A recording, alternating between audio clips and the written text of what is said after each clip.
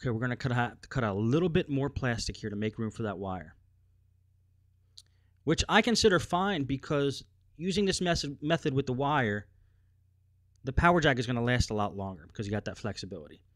But the only thing you got to worry about is now that you created that wire there and put that wire into the circuit board, which wasn't originally there, is it going to stick out? Is it going to make a connection? Is it going to short out a part of the motherboard?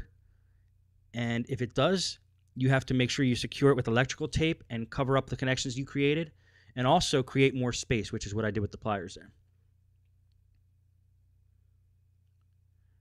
Okay, now it looks like everything's fitting better.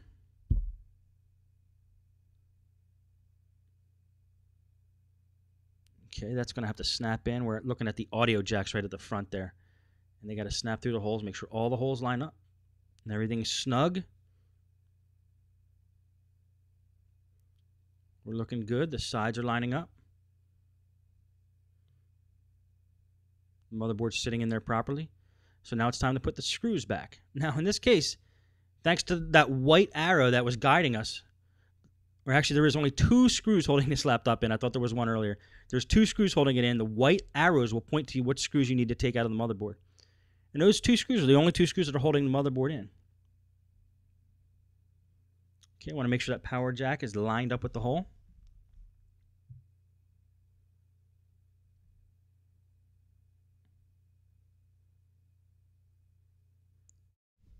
It looks like everything's okay, so we're going to start our next phase, which is putting everything back together.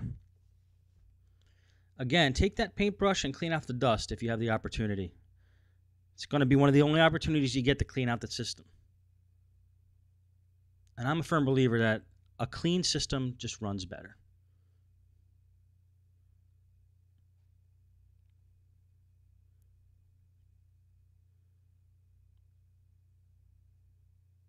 Okay, we're going to line everything up and just make sure everything goes back together smooth.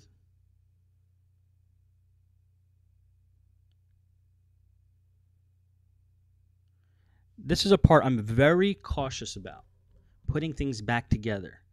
There's been a few times where I put the top case back onto the bottom case but forgot to attach a speaker cable or the ribbon cable for the touchpad, or one thing didn't line up properly. Now it's actually interesting here. Again, because we added that wire, the top part of the case might not fit over the power jack. Or the metal on the top part of the case might interfere with the solder connection we created with that wire. So I'm taking a piece of electrical tape or 2, and I'm covering over the work we did. I'm covering over that wire. I'm basically just covering the whole power jack with the electrical tape. We don't want to create a short circuit. Now we're going to size it up and see if that fits okay now. And that looks okay, so now we're going to snap everything back together. Remember, that wire added some extra parts to the computer. You don't want that wire touching any metal on the computer other than the connections that you created it for. And there's a S-video port that's got to be snapped back in properly, which is a lesson I learned on the Aspire 3680. You'll start to get familiar with different models and, you know, the quirks of each model. Everything feels smooth, so let's take the screws and start screwing the top of the case back together.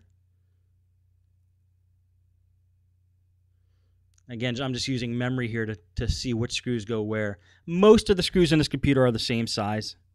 There's a couple oddballs, but like I said, I've taken apart a couple of these so I know where the oddballs go.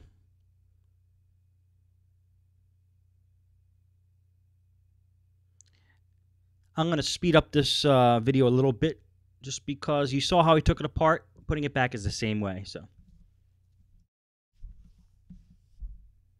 we're going to attach the ribbon cable to the touchpad. That's one of the things you don't want to forget. Put all the cables back in.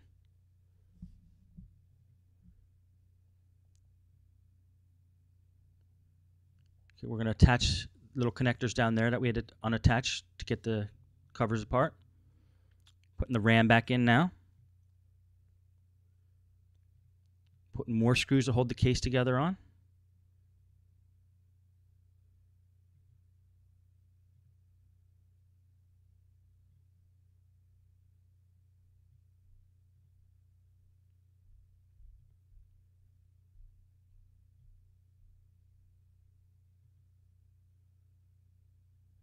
Okay, almost done with the case screws. Now that the case is securely in there, let's put the screen back on. Attach the 4 screws that hold the screen on. Then we'll reattach the cables.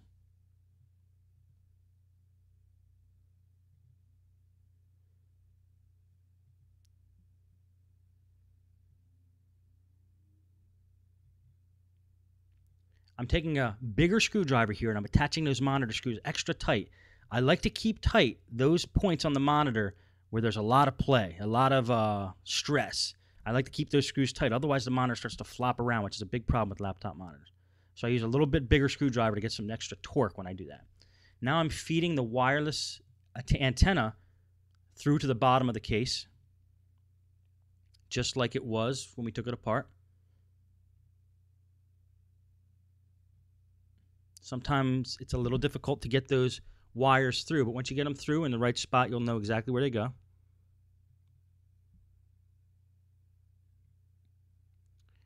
Okay, now that those wires are exposed, let's install the wireless card and attach the antenna. Make sure it's all nice and neat so when you put this cover on, nothing's pushing it out. Slap the CD drive in there. Put the hard drive in. Attach the screws that keep the hard drive securely in there. Hard drive cover, 2 screws holding that in. The RAM cover, make sure that's all flush. Okay, dust that keyboard off with the paintbrush. Make sure that the ribbon cable from the keyboard goes in exactly the way it was. Attach the 2 screws at the top of the keyboard. Push the keyboard into the sides where there was a little pressure. Okay, now the hinge cover. I'm going to slow the video up again. Now that I got those screws back in and most of the case screws back in, these remaining screws are holding on the hinge cover plate. We're going to test the work we did with a voltmeter. Make sure there's no short circuits. I'm going to set the meter to test for continuity. And I'm going to put the positive point, the positive lead, I'm going to put it right in the power jack, right on the power tip, the post in the middle. Or I could use the black. We're just testing continuity.